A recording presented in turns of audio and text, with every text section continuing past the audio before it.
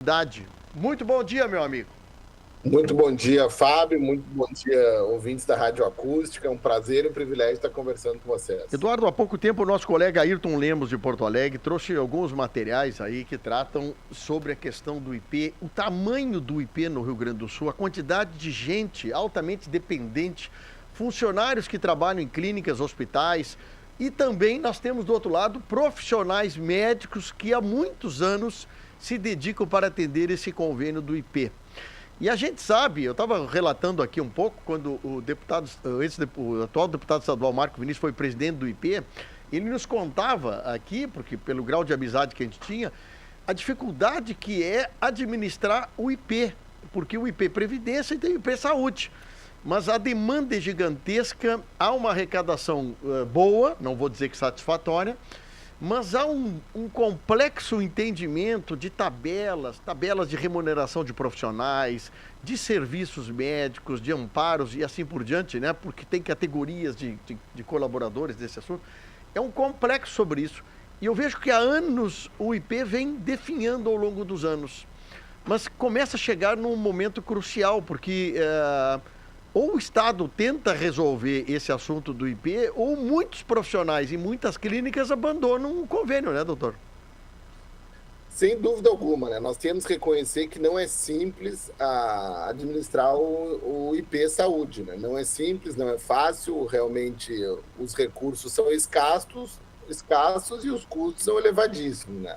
Principalmente se a gente for ver aqueles procedimentos mais complexos, os valores chegam a níveis realmente estratosféricos, e aquela questão, o paciente precisa para ontem, né? Aquela questão aguda, a pressão judicial, a pressão política, até a própria pressão da família sobre os convênios. Exatamente. Isso realmente não se nega, né? E nós temos que reconhecer as dificuldades para a gestão do IP nesse sentido. Aí você está ciente bem da questão da Grampal, aí, que é a Associação das Prefeituras da Região Metropolitana. O pessoal está em pé de guerra com o Estado também, né? Porque está se definhando os municípios, né? Como o senhor falou, judicialmente está havendo movimentos que vai botando gente na frente da fila e obrigando ao serviço público e assistencial a fazer o procedimento sem a contrapartida devida no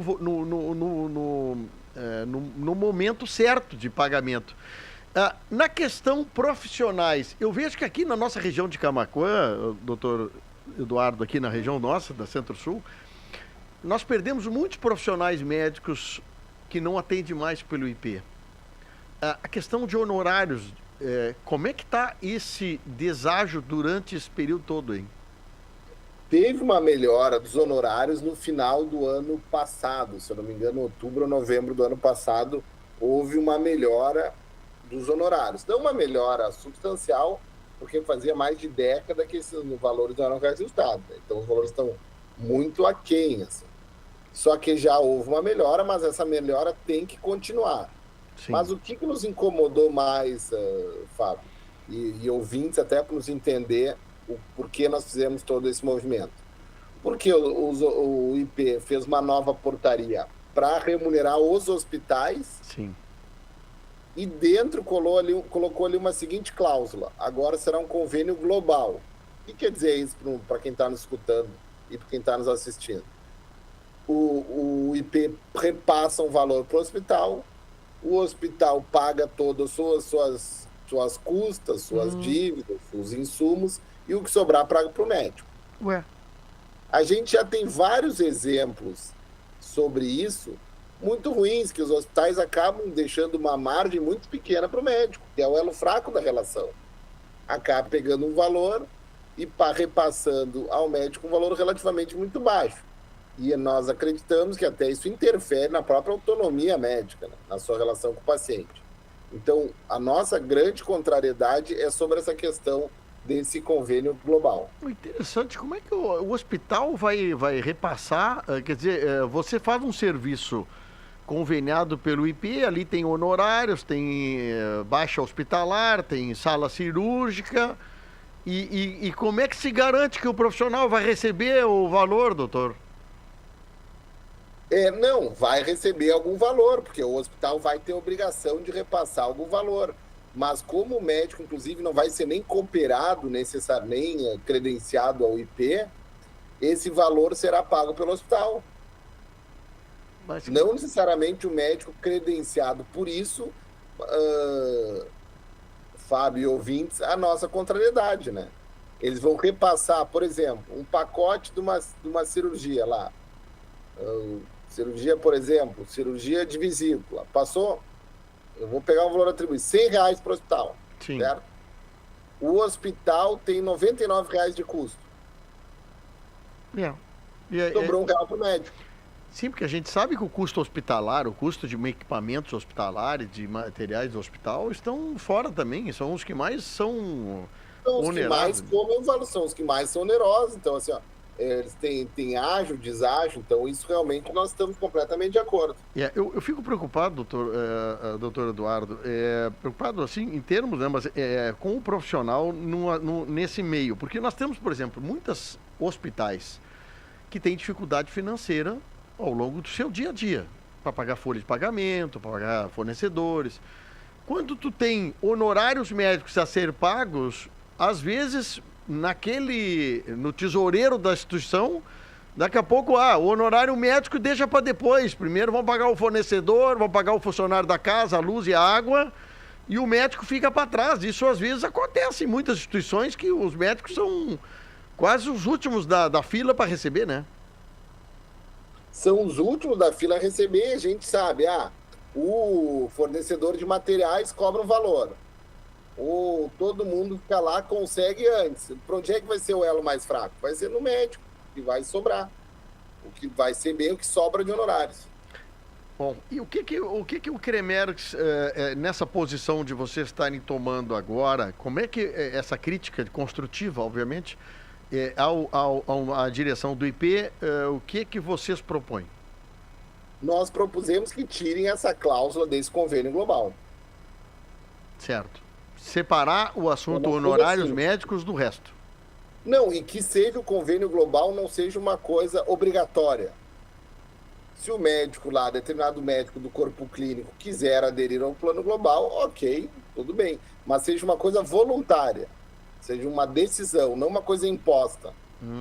E vocês estão tendo chance... Agora eu vi aqui, tem uma publicação no GZH, que eles estão prorrogando essa decisão que iria entrar em vigor agora dia 1º. Esperamos que nesse período agora revogue essa questão dessa cláusula. Há espaço para negociação, doutor Eduardo? Acredito que sim. Entidades como o Simers e Cremerx, numa decisão dessas, é parecida a opinião de vocês? Espero que sim, né? Espero que sim. Acredito que seja, assim. Já conversei com o presidente Marcos Rovinski do Simers, ele tem uma posição semelhante à nossa em relação a esse aspecto. O IP, vocês têm tido percepção do pagamento do IP aos honorários e aos hospitais? Tem melhorado a recomposição? A recomposição de valor, o senhor já falou, disse que melhorou um pouco. Mas de pagamentos mais pontuais ou não? Sobre pagamentos mais pontuais ao hospital, tem aquela questão do cronograma de pagamentos. Agora, questão de valores de pagamentos, realmente eu desconheço a informação, né? A entrada em vigor de sexta-feira foi suspensa.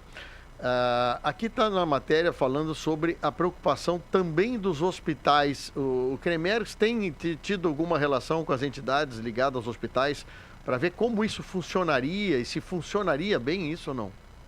Não, os hospitais, inclusive, se manifestaram sua contrariedade também em relação a isso, né? Eles não querem absorver esse ônus, né?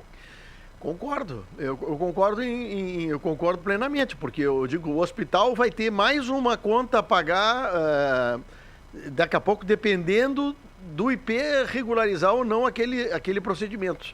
Acaba tendo. Isso aí. O hospital fica com mais esse ônus, é isso? Mais esse ônus, e daí a gente sabe quem é o elo mais fraco nessa relação. O que sobrar vai para o médico só. Então isso nós não queremos. O senhor tem percebido nos últimos anos, agora na sua gestão, algum movimento de novos médicos entrando no IP ou mais médicos saindo do IP? Tem muito relato de mais médicos saindo do IP, né? tem alguma entrada, inclusive a entrada não é porta aberta, assim, eu vou lá, sou médico, me inscrevo, estou no IP, não, eles têm assim, eu acredito que cláusulas, estabelecem critérios próprios lá para a entrada de novos profissionais, mas Sim. a gente tem muitos relatos de saídas dos profissionais.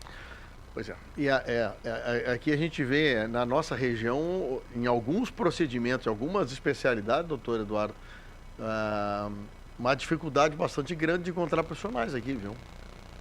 Nós não podemos obrigar nenhum profissional a atender e receber os valores estabelecidos pelo IP, né? Isso que também tem que ficar muito claro para todos, né?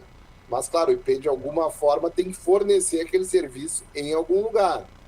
Mas isso em algumas regiões, mesmo na região metropolitana, às vezes conseguir determinadas especialidades não é tão simples. Eu estou falando aqui de uma região onde tem uma demanda aí de umas 300 mil pessoas aqui, o hospital funcionando, tem UTI aqui em Camaquã, no Hospital Nossa Senhora Aparecida. Estão tentando ativar outros serviços públicos para poder trazer mais remuneração ao hospital, que é importante. A casa hospitalar também está irrigada com novos recursos, né? E é importante que todos nós fechamos atentos a isso aí. A preocupação do senhor, então, agora, nesses próximos dias, diplomaticamente tentar convencer a direção do IP, o governo, de que tem que haver uma negociação sobre isso.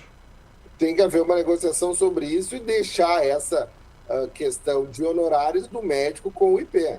Eventualmente, a situação ideal é que todos os médicos do Estado pudessem atender o IP e o IP reembolsasse o paciente conforme a sua tabela.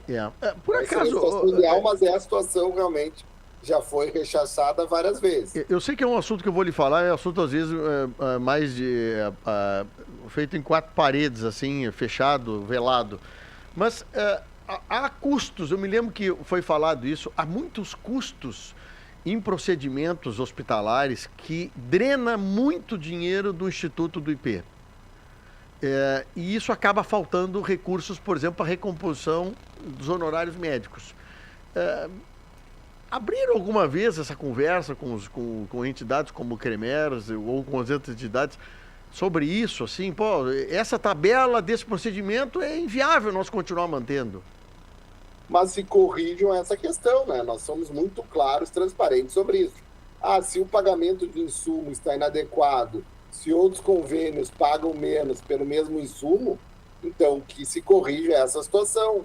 Mas não continue pagando caro por materiais, por medicamentos e deixem de, por essa justificativa, deixar de pagar honorários adequados aos profissionais. A informação que eu tinha, assim, que é uma pressão de alguns entes, principalmente de que isso não pode abrir mão lá desse tipo mas de coisa. Concordo contigo, Fábio. Se isso acontecer, tem que se enfrentar, paciência. Tem que se pagar o preço político se enfrentar essa questão. Porque o elo mais fraco nosso, que é a pessoa aqui, por exemplo, em Camaquã, nós temos funcionários públicos do Estado, professores, dependentes da prefeitura que são conveniados com o IP. Tem muita gente que precisa de um atendimento de saúde, né, doutor?